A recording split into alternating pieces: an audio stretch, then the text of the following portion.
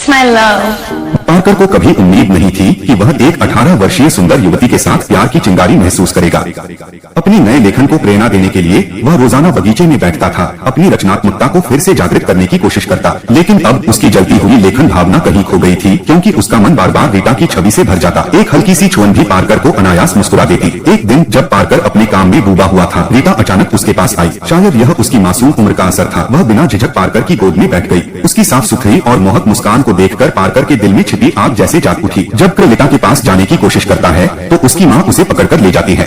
इसके बाद के दिनों में रीता और भी बेलगाम हो जाती है, यहाँ तक कि नाश्ते में बेकन खत्म होने पर भी पार्कर को कोई परवाह नहीं होती, क्योंकि रीता की उपस्थिति ने हैम्बर को पूरी तरह कमजोर कर दिया है। रीता की माँ भी पार्कर की ओर आकर्षित होती है, लेकिन के दिल पर उसकी माँ के प्यार का कोई असर नहीं पड़ता। ऐसा लगता है जैसे तीनों एक साथ बातचीत कर रहे हों, लेकिन पार्कर का ध्यान केवल रीता पर होता है। यह स्थिति माँ में जलन पैदा कर देती है। वह गुस्से में रीता के हाथ से गुड़िया छीनकर उसे फेंक देती है और उसे ऊपर जाकर सोने के लिए कहती है। लेकिन रीता न तो ऊपर जाती है और न ही उसकी बात मानती है, अपनी बॉडी को जिद्दीपन से झटकते हुए, जबकि माँ पास में खड़ी होकर असहजता से टोक रही थी। माँ की यह कोशिश पार्कर की नजरों को रोकने में नाकाम रही। माँ को लगा कि यह ज्यादा दिन तक नहीं चलेगा और उन्होंने फौरन रीता को शहर के बोर्डिंग स्कूल भेजने का फैसला कर लिया। रीता के मन में अनिच्छा भरी हुई थी, फिर भी वह माँ की मर्जी के खिलाफ नहीं जा सकी। जब पार्कर को इस बात का पता चला तो वह खिड़की की तरफ दौड़ा ताकि रीता की नजरों से सामना हो सके। जैसे ही रीता ने पार्कर को देखा, वह उसकी तरफ दौड़ पड़ी। दौड़ की तेजी से उसकी सांसें थमने लगी। रीता जैसे ही पार्कर की बाहों में पहुंची, वह उसकी बाहों में समा गई। एक अचानक उमड़ा हुआ भावनात्मक क्षण दिल में छा गया। क्रोधित होकर वह सीधे रीता की अलमारी में घुस गया। टॉम के जाने के बाद माँ ने हैम्बर के प्रति अपने प्रेम को व्यक्त करने का अवसर पा लिया। उसने कहा, अगर मैं लौटने से पहले तुम यहाँ नहीं हो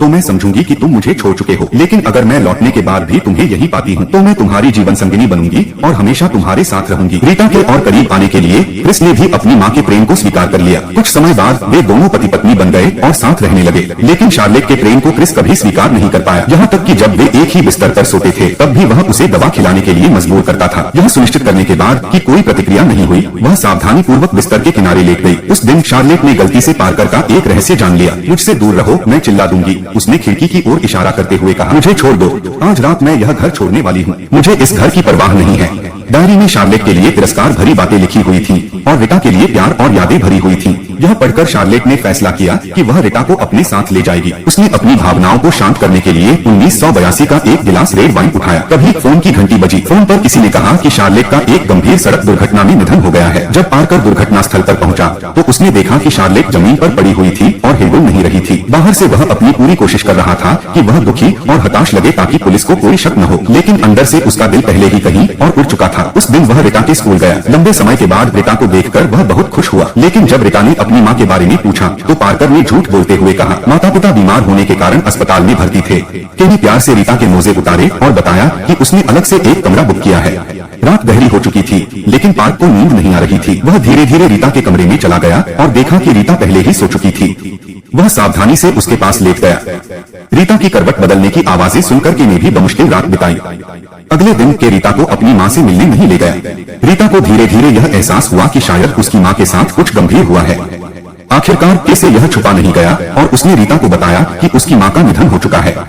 लंबे समय तक दुखी रहने के बाद वह पार्कर के कमरे में गई। एक गलती करने वाले बच्चे की तरह वह उसकी गोद में लेट गई। शायद इस समय केवल यही आदमी रीता की दुनिया में थोड़ी सी गर्माहट ला सकता था। रीता को सुकून देने के लिए पार्कर ने फैसला किया कि वह उसे दुनिया की सैर पर ले जाएगा। इस खुशहाल यात्रा के दौरान रीता अपनी माँ के निधन के दर्द को लगभग भूलने लगी। वह प्यारी लड़की अक्सर पार्कर के साथ मस्ती करती और पार्कर कभी नाराज नहीं होता। वह उसके प्रति एक पिता की तरह स्नेह दिखाता। इस तरह हंसी और खुशी के माहौल में वे एक के बाद एक शहर घूमते गए। समय के साथ रीता ने स्पष्ट रूप से थकावट और उदासीनता महसूस की। वह हर दिन के साथ बंधी रहने से तंग आ गई थी, जैसे वह एक पिंजरे में बंद पक्षी हो जिसके पास कोई स्वतंत्रता नहीं थी। क्रू ने भी रीता के दुख को महसूस किया और उसने रीता के लिए एक स्कूल खोजने में मदद की, लेकिन क्रू यह नहीं जानती थी कि पिंजरे में बंद पक्षी को एक बार आजादी मिल जाए तो वह वापस नहीं लौटता। जब रीता को पता चला कि वह स्कूल जा सकती है तो वह बहुत खुश हुई। स्कूल में उसने एक नाटक मंडली के एक आकर्षक वरिष्ठ से मुलाकात की। उसे कुछ गलत महसूस होने लगा और उसका नियंत्रण बढ़ता गया। उसने स्कूल के प्रधानाचार्य से मुलाकात की और रीता को स्कूल से निकालने की बात की। जब रीता को इस बारे में पता चला तो दोनों के बीच जोरदार बहस हो गई। पहले मुझे मारो, मैं जैसे तुमने मेरी माँ को मारा। हाथ मैं तुम्हें कहता हूँ कि मुझे मारो।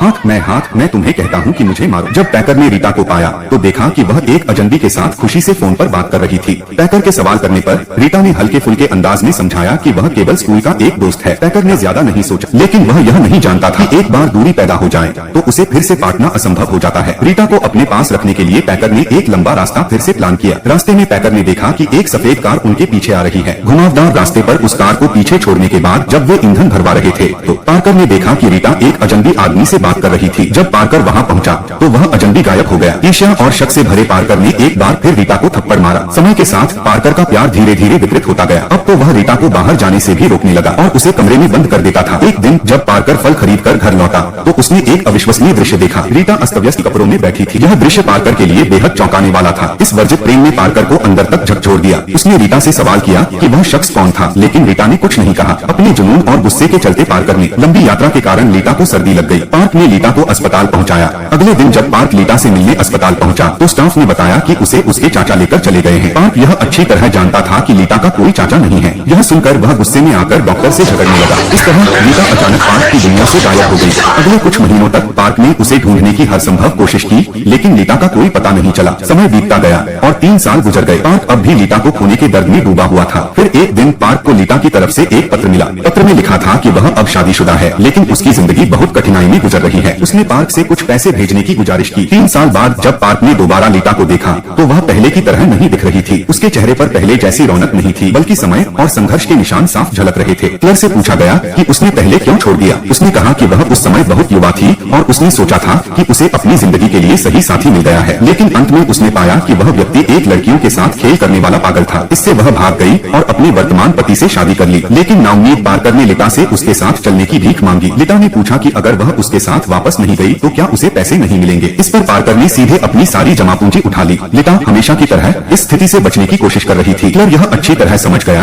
कि वह किसी ऐसे व्यक्ति को रोक नहीं सकता जो हमेशा अपनी दुनिया में रहता है। इस समय वह केवल जल्द से जल्द वहाँ से निकलना चाहती थी। वह लड़की जो अब फिर से पहले जैसी चुलबुली और प्यारी बन गई थी। उसने तय किया कि वह लीटा के लिए कुछ करेगी। इसके बाद उसने उस दरिंदे को ढूंढ निकाला जिसने उस लड़की के साथ खिलवाड़ किया था और उसे गोली मार दी। फिर वह अपनी पुरानी कार में बिना किसी मंजिल के सड़क पर चलने लगी, जब तक कि उसने अपनी गाड़ी लीटा के जन्मस्थान के छोटे से कस्बे के ऊपर रोक दी, वहीं जहां उसका प्यार शुरू हुआ था। क्लेयर का दिल पूरी तरह टूट चुका था। वह इस बात से उदास नहीं थी कि लीटा अब उसके साथ नहीं थी, बल्कि इस बात से कि अब इन हंसी खुशी के पलों में लीटा की आवाज नहीं थी। सच्चे प्यार में सम्मान और समझ जरूरी है, न कि अधिकार और नियंत्रण। जब प्यार एक बंधन बन जाता है तो वह अपनी असली खो देता है। इसके बाद सिर्फ दुख और पछतावा रह जाता है।